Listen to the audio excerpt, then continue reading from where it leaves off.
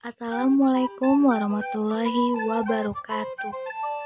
Di video kali ini kita akan membahas mengenal alat bantu verifikasi. Sebelum kita bahas lebih lanjut, tentu pada saat transaksi dilakukan, seorang kasir menanyakan terlebih dahulu kepada customer metode apa yang ingin dilakukan. Apakah tunai atau cash atau pembayaran kredit debit atau yang biasa disebut dengan non-tunai. Dan ketika dipilih oleh customer metodenya, tentu kasir harus mengecek terlebih dahulu apakah pembayaran yang dilakukan, alat pembayaran yang dilakukan asli atau palsu. Dan tentu ada tekniknya tersendiri dalam mengeceknya. Apa saja cara dan prosedurnya? Mari simak video materi mengenal alat bantu verifikasi.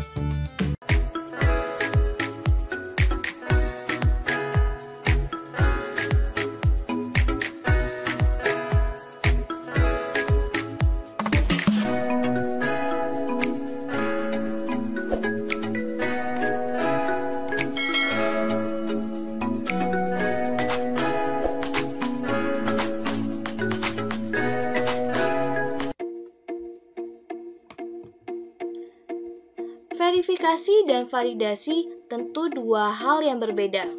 Verifikasi merupakan suatu rangkaian pemeriksaan dengan mengacu pada model logika operasional atau prosedur untuk melakukan pemeriksaan kesesuaian antara jalannya program komputer simulasi dengan melakukan pemeriksaan program komputer.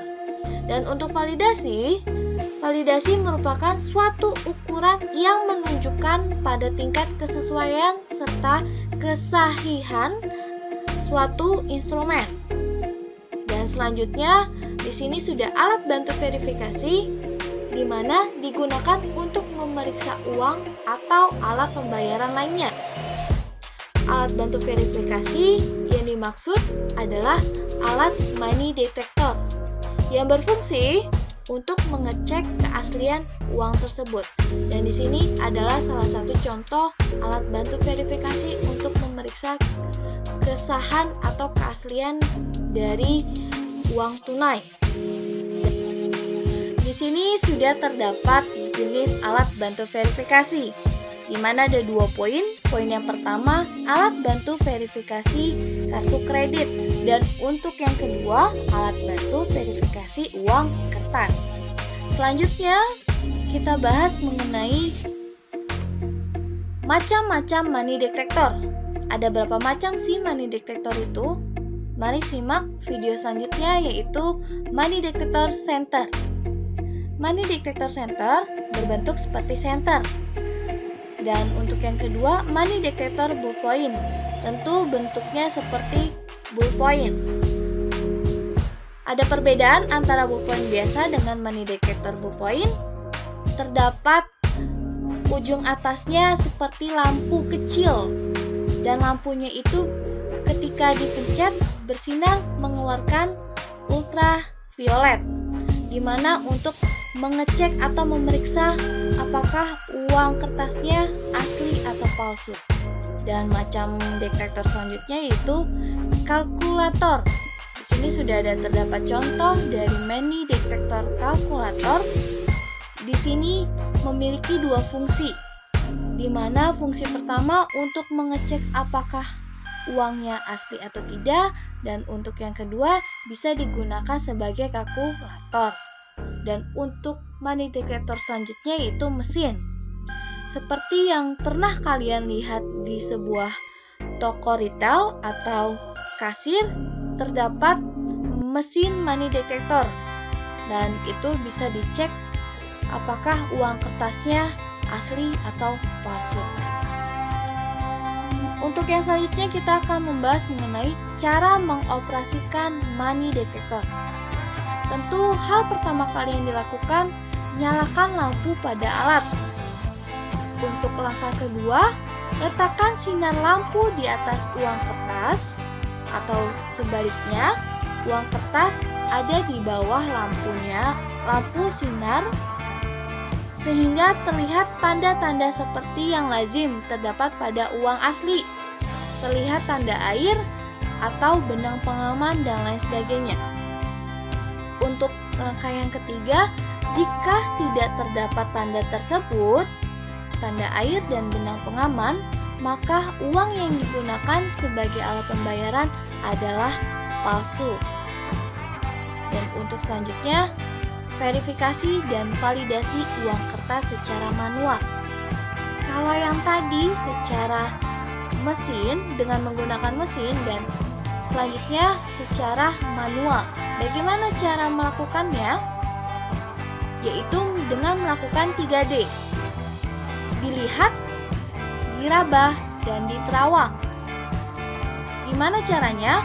Tentu dilihat apakah ada nomor seri, kemudian cetak atau tulisan uangnya timbul, kemudian apakah ada tanda air dan benang pengaman, dicek terlebih dahulu dengan tanda-tanda yang sudah disebutkan. Dan di sini sudah ada contoh dari uang asli, yaitu nomor serinya, kemudian benang pengaman, dan lain sebagainya.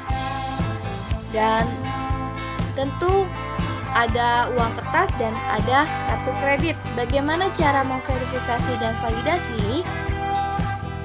Dan di sini sudah ada 9 step atau 9 langkah. Langkah yang pertama tentu memeriksa fisik kartu kreditnya. Cetakan nomor kartu, tanda-tanda tangannya. Kemudian langkah yang kedua, mencocokkan nomor kartu tampak pada mesin edisi dengan nomor kartu pada fisik kartu kredit. Ketika kartu digesek pada mesin edisi, dicek terlebih dahulu apakah datanya sesuai antara mesin dan kartu kreditnya.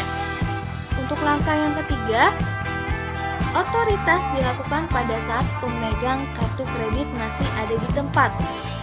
Ya, tentu jika customer tidak ada di tempat atau pemegang kartu tidak di tempat, tentu tidak bisa mengecek apakah kartu kreditnya asli atau palsu. Untuk poin yang keempat atau langkah yang keempat yaitu jangan membagi-bagi atau memilah transaksi menjadi beberapa bagian. Contoh, misalkan saldonya habis, saldo kartu tersebut habis, kemudian customer ingin mengganti kartu kreditnya, sedangkan transaksinya sudah dilakukan. Itu sebaiknya jangan atau dihindari. Untuk langkah selanjutnya yaitu kartu kredit jangan digosok apabila sudah ditolak di mesin edisi.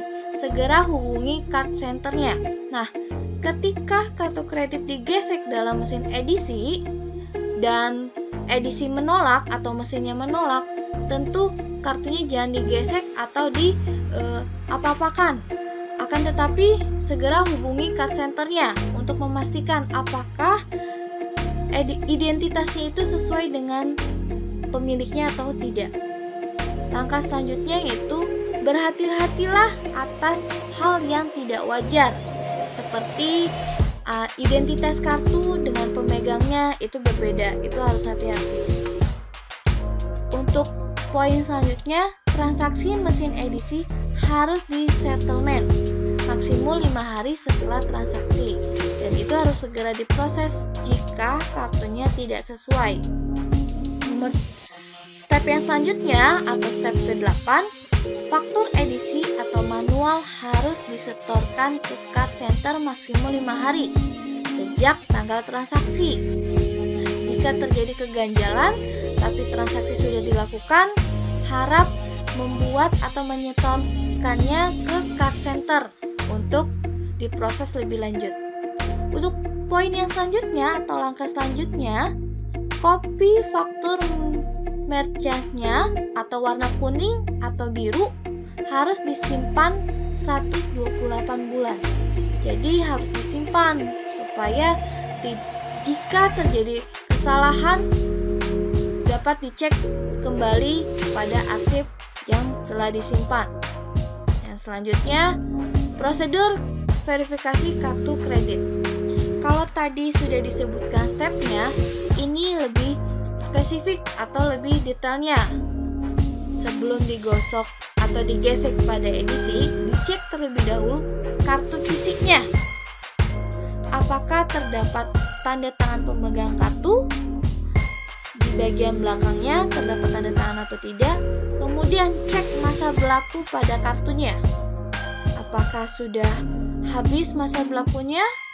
Kemudian nomor kartu kreditnya biasanya terdapat 16 digit dan tentu ada logo banknya. Dan untuk non-card hampir sama dengan photocard, cuman bedanya tidak ada tanda tangan pemegang kartu. Hanya ada masa berlaku, nomor kartu kredit tentu 16 digit dan logonya. Itu adalah prosedur verifikasi kartu kredit secara fisik atau secara hanya melihat kartu kreditnya saja. Dan di sini sudah ada Q&A, ada pertanyaan dan ada gambar kartu kredit dan terdapat sebuah tanda tanya.